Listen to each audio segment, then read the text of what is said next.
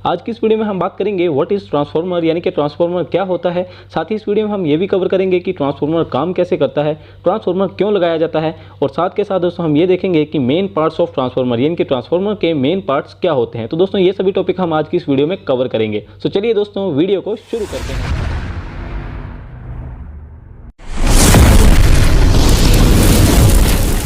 देखिए दोस्तों, आज की इस वीडियो में हम बात कर रहे हैं कि ट्रांसफार्मर क्या होता है। तो दोस्तों ट्रांसफार्मर का मीनिंग होता है टू ट्रांसफॉर्म, यानी कि बदलना या परिवर्तित करना। तो दोस्तों यहाँ पे जो ट्रांसफार्मर है जिसकी हम आज बात कर रहे हैं, transformer changes value of voltage, यानी कि ट्रांसफार्मर एक ऐसी डिवाइस है जो कि हमारी वोल्टेज की वैल्यू को चेंज करता है। यानी कि कोई वोल्टेज अगर हमारी एक वैल्यू की होगी तो उसे दूसरी वैल्यू में चेंज कर देगा, वोल्टेज कम या ज़्यादा करके हमें देता है, आउटपुट के रूप में देता है, उसे हम ट्रांसफार्मर कहते हैं। तो देखिए दोस्तों, इसे मैं उदाहरण के तौर पर आपको एक समझाने की कोशिश करता हूँ। मान लीजिए कोई एक इंडस्ट्री है और उस इंडस्ट्री के अंदर कोई हमारी मोटर है जो कि 300 वोल्ट की है, यानी कि 300 वोल्टेज उसकी रेटिंग है। तो दोस्तों ऐसे में मान लीजिए अगर मेरे पास सप्लाई जो आ रही है वो 11 kV की सप्लाई आ रही है, यानी कि 11,000 वोल्टेज मेरे पास सप्लाई आ रही है। लेकिन दोस्तों मुझे मोटर को रन करने के लिए कितनी वोल्टेज चाहिए? 300 वोल्टेज। तो ऐसे में दोस्तों मैं क्या करूंगा कि मेरे पास जो 11,000 वोल्टेज आ रही है, यानी कि 11,000 जो वोल्टेज आ रही है, उसे मैं क्या करूंगा, सिंपली स्टेप डाउन कर दूंगा, यानी कि कम कर दूंगा उसकी वैल्यू को।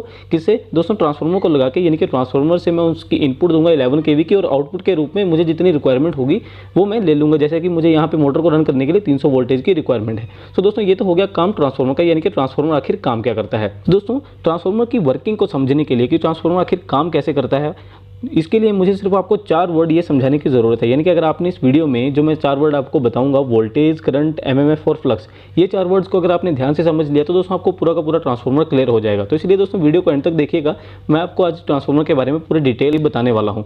दोस्तों सबसे पहले तो बात करते हैं कि आखिर ट्रांसफार्मर के मेन पार्ट्स क्या क्या होते हैं।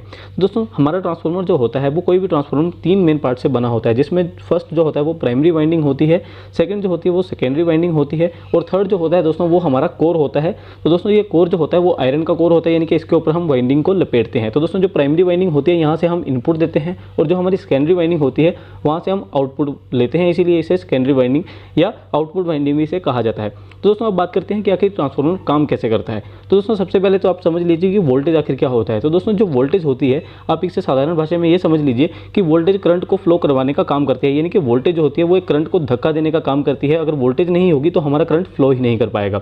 दूसरा पॉइंट है दोस्तों करंट। तो दोस्तों इसके ऊपर मैंने एक ऑलरेडी वीडियो बना रखी है, अगर आपने अभी तो वो वीडियो नहीं देखी हो, वीडियो को देख लीजिएगा, जिससे मैंने पूरा सही से एक्सप्लेन किया हुआ है कि करंट क्या होता है और ये कैसे फ्लो करता है। दोस्तों बेसिकली जो हमारा करंट होता है जब वो फ्लो करता है किसी भी वायर में, तो दोस्तों क्या होता है कि उसमें एक मैग्नेटिक फील्ड प्रोड्यूस होती है। तो दोस्तों मैग्नेटिक फील्ड के प्रोड्यूस होने से क्या होता है दोस्तों, उसमें एक फोर्स पैदा होता है। जैसे कि अगर हम बात करें अपने घरों की दोस्तों, तो जितनी भी हम जो वायर लगाते हैं, तो जब दोस्तों उसमें करंट फ्लो होता है तो उसमें एक मैग्नेटिक फील्ड बनती है, यानी कि उसमें एक मैग्नेट बन जाता है।